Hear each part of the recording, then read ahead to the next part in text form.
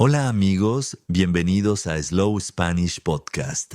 Soy el profe literato. Muchos estudiantes de español quieren leer libros clásicos, pero la mayoría de los libros son demasiado difíciles. Las palabras son complicadas, la gramática es compleja y todo parece muy rápido. Pero voy a leer en español despacio y claramente para ayudarte a disfrutar la literatura sin estrés. ¿Listos? Empecemos. Hoy vamos a leer el capítulo 1 de la novela de Julio Verne, La Vuelta al Mundo en 80 días. En el año 1872, la casa número 7 de Savile Row, Burlington Gardens, donde murió Sheridan en 1814, estaba habitada por Phileas Fogg, quien a pesar de que parecía haber tomado el partido de no hacer nada que pudiese llamar la atención, era uno de los miembros más notables y singulares del Reform Club de Londres.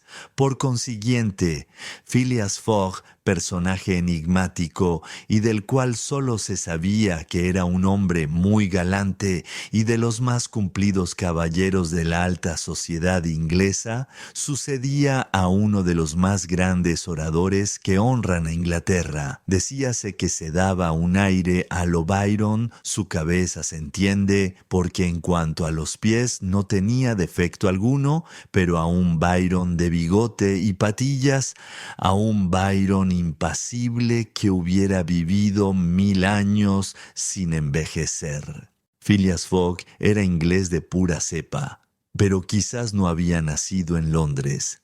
Jamás se le había visto en la bolsa, ni en el banco, ni en ninguno de los despachos mercantiles de la City. Ni las dársenas ni los docks de Londres recibieron nunca un navío cuyo armador fuese Phileas Fogg. Este caballero no figuraba en ningún comité de administración. Su nombre nunca se había oído en un colegio de abogados ni en Gray's Inn. Nunca informó en la audiencia del canciller, ni en el Banco de la Reina, ni en el Exchequer, ni en los tribunales eclesiásticos. No era ni industrial, ni negociante, ni mercader, ni agricultor. No formaba parte ni del Instituto Real de la Gran Bretaña, ni del Instituto de Londres, ni del Instituto de los Artistas, ni del Instituto Russell, ni del Instituto Literario del Oeste, ni del Instituto de Derecho, ni de ese Instituto de las Ciencias y las Artes reunidas, que está colocado bajo la protección de su graciosa majestad. En fin, no pertenecía a ninguna de las numerosas sociedades que pueblan la capital de Inglaterra, desde la Sociedad de la Armónica hasta la Sociedad Entomológica, fundada principalmente con el fin de destruir los insectos nocivos. Phileas Fogg era miembro del Reform Club y nada más.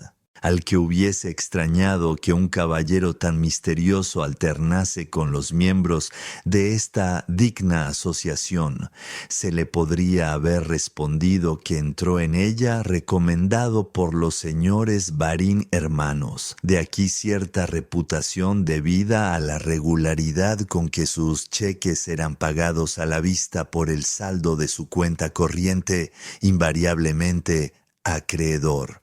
¿Era rico Phileas Fogg?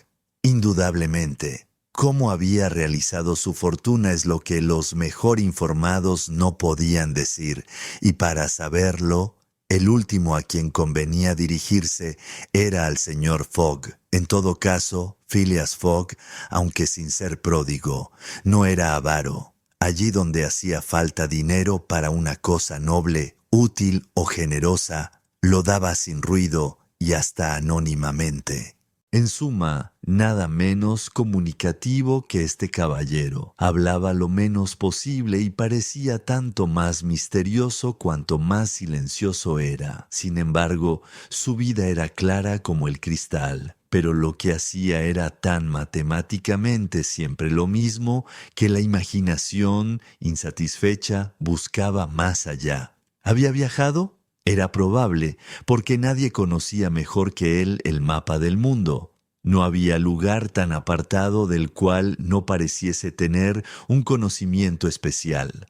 Algunas veces, pero con pocas palabras breves y claras, rectificaba las 1000 habladurías que circulaban en el club acerca de los viajeros perdidos o extraviados. Indicaba las verdaderas probabilidades, y sus palabras se habían encontrado tantas veces como inspiradas por una segunda vista. Tal era el caso que siempre se realizaba el acontecimiento previsto por él. Era un hombre que debía haber viajado por todas partes, en espíritu al menos.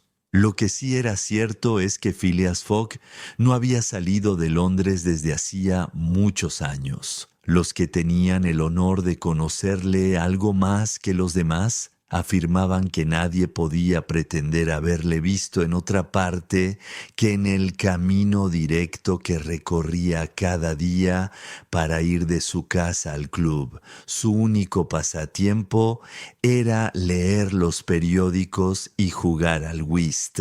En este juego del silencio tan apropiado a su naturaleza, ganaba frecuentemente, pero sus ganancias no entraban jamás en su bolsillo y figuraban por una suma considerable en su presupuesto de caridad. Además, hay que advertir que el señor Fogg jugaba evidentemente por jugar, no por ganar. El juego era para él un combate, una lucha contra una dificultad, pero una lucha sin movimiento, sin desplazamiento, sin fatiga, y esto convenía a su carácter. No se le conocía ni mujer ni hijos, cosa que puede sucederle al hombre más honrado, ni parientes ni amigos, lo cual es verdaderamente más raro. Phileas Fogg vivía solo en su casa de Savile Row, donde nadie penetraba. De su interior nunca se hablaba.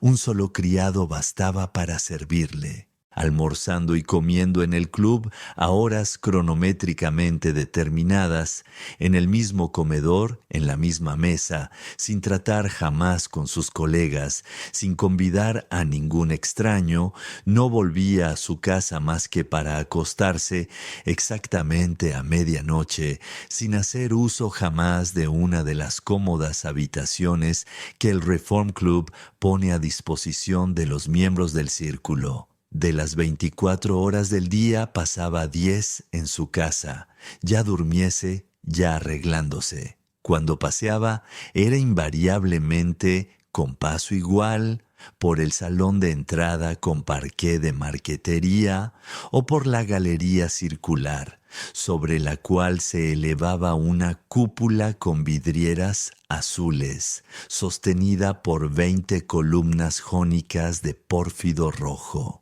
Cuando comía o almorzaba, las cocinas, la despensa, la repostería, la pescadería del club le suministraban en su plato sus manjares suculentos. Los criados del club, graves personajes vestidos de negro y calzados con zapatos de suela de fieltro, le servían en una porcelana especial y sobre admirables manteles de tela de Sajonia. Los cristales de valor perdido contenían su jerez, su oporto o su clarete mezclado con canela, capilaria y cinamomo. Por último, el hielo del club, hielo que venía a gran coste de los lagos de América, mantenía sus bebidas en un estado satisfactorio de frescura. Si vivir en tales condiciones es ser un excéntrico, hay que convenir en que la excentricidad tiene algo bueno. La casa de Savile Row, sin ser suntuosa, se recomendaba por su gran comodidad. Por lo demás, con los hábitos invariables del inquilino, el servicio era poco penoso. Sin embargo, Phileas Fogg exigía de su único criado una puntualidad y una regularidad extraordinarias. Aquel mismo día, 2 de octubre, Phileas Fogg había despedido a James Foster por el enorme delito de haberle llevado el agua para afeitarse a 84 grados Fahrenheit en vez de 85, y esperaba a su sucesor, que debía presentarse entre 11 y 11:30.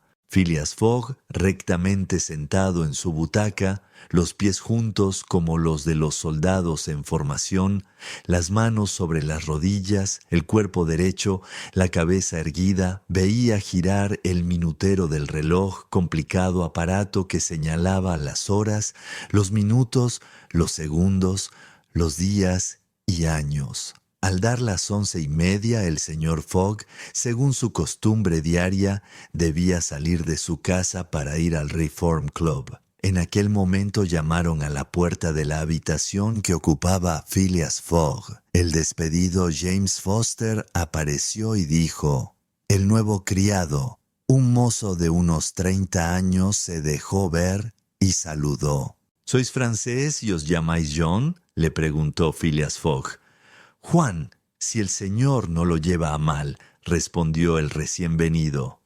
«Juan Picaporte, apodo que me ha quedado y que justificaba mi natural aptitud para salir de todo apuro. Creo ser honrado, aunque, a decir verdad, he tenido varios oficios. He sido cantor ambulante.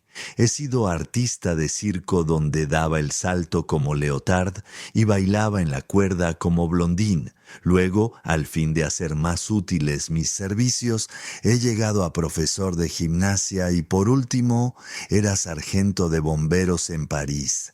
Y aún tengo en mi hoja de servicios algunos incendios notables. Pero hace 5 años que he abandonado la Francia y queriendo experimentar la vida doméstica soy ayuda de cámara en Inglaterra y hallándome desacomodado y habiendo sabido que el señor Phileas Fogg era el hombre más exacto y sedentario del Reino Unido, me he presentado en casa del señor, esperando vivir con tranquilidad y olvidar hasta el apodo de Picaporte. «Picaporte me conviene», respondió el caballero. «Me habéis sido recomendado. Tengo buenos informes sobre vuestra conducta. ¿Conocéis mis condiciones?» «Sí, señor». «Bien. ¿Qué hora tenéis?» «Las 11:22», respondió Picaporte, sacando de las profundidades del bolsillo de su chaleco un enorme reloj de plata. «Vais atrasado». «Perdóneme el señor, pero es imposible».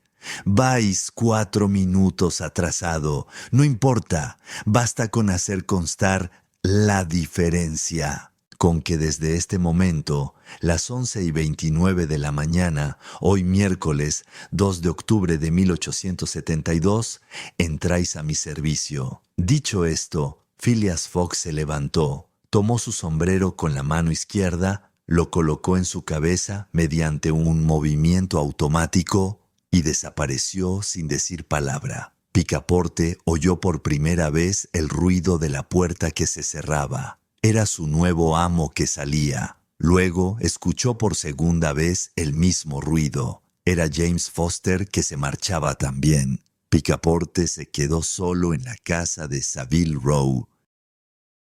Muy bien, amigos, esto es todo por hoy. Si te gustó este episodio, suscríbete al canal. Gracias por escuchar. Hasta luego.